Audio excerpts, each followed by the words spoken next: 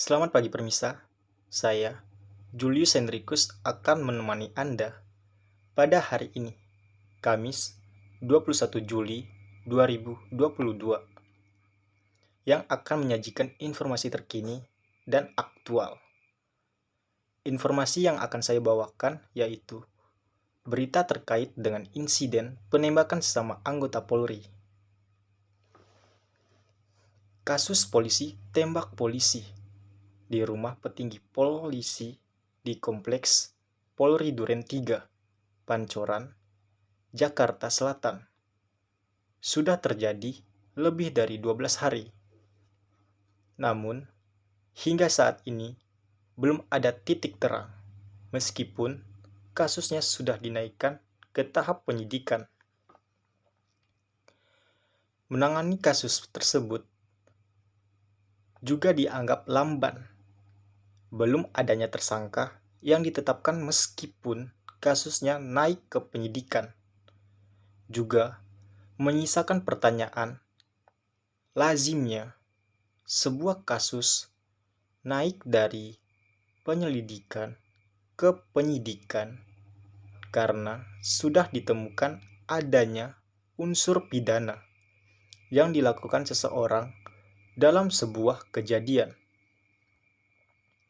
Janggal sejak awal, kepolisian diminta terbuka dan transparan dalam mengusut dan menuntaskan kasus dugaan insiden polisi tembak polisi yang mengakibatkan hilangnya nyawa orang. Desakan itu disuarakan karena sejumlah kalangan menilai polisi terkesan menutup-nutupi kasus itu. Menteri Koordinator Bidang Politik, Hukum, dan Keamanan atau Menko Polhukam Mahfud MD mengungkapkan beragam kejanggalan dalam insiden penembakan di rumah petinggi Polri itu. Selain soal pengumuman kasus yang dinilai lamban, Ketua Komisi Kepolisian Nasional itu juga menyoroti keterangan dan pernyataan yang berbeda-beda dari kepolisian. Kebijakan kepolisian yang melarang keluarga untuk melihat jenazah Brigadir J juga menimbulkan kecurigaan.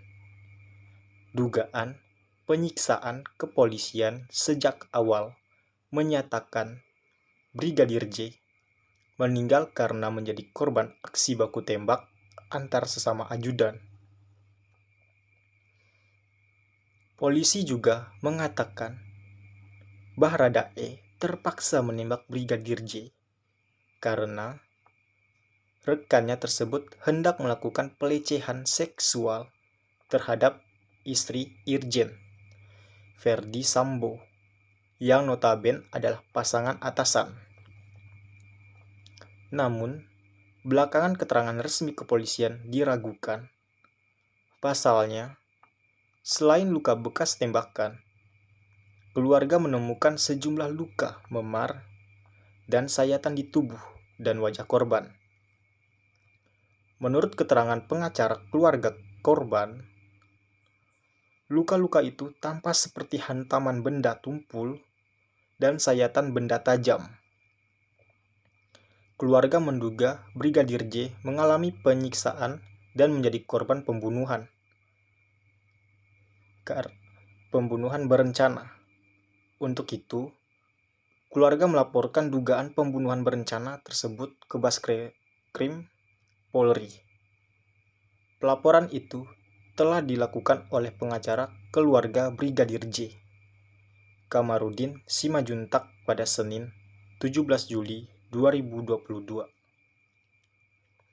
Pengusutan kasus kematian Brigadir J alias Nofransyah Yosua Huta Barat yang diduga ditembak Baradae, rekannya sesama polisi, hingga kini masih terus bergulir. Kekinian Komisi Nasional Hak Asasi Manusia atau Komnas menyatakan telah memiliki kronologis yang sangat detail untuk mengungkap kebenaran dalam peristiwa penembakan yang terjadi di rumah dinas Kadif Propam Polri Irjen Pol Verdi Sambo. Komisioner Komnas HAM, Chaurul Anam, mengatakan kronologis peristiwa ini dimiliki pihaknya disusun berdasarkan rangkaian waktu yang berurutan tanpa satu hal pun yang luput. Komnas HAM semakin ketat atau memperoleh struktur kronologis peristiwa. Tidak hanya lihat dari per hari, tapi bahkan kami lihat jam per jam dan lebih detail lagi, kata Anam saat ditemui wartawan di kantor Komnas HAM, Menteng, Jakarta Pusat pada Rabu 20 Juli 2022. Sekian berita yang dapat saya sampaikan hari ini. Saya, Julius Hendrikus, pamit undur diri.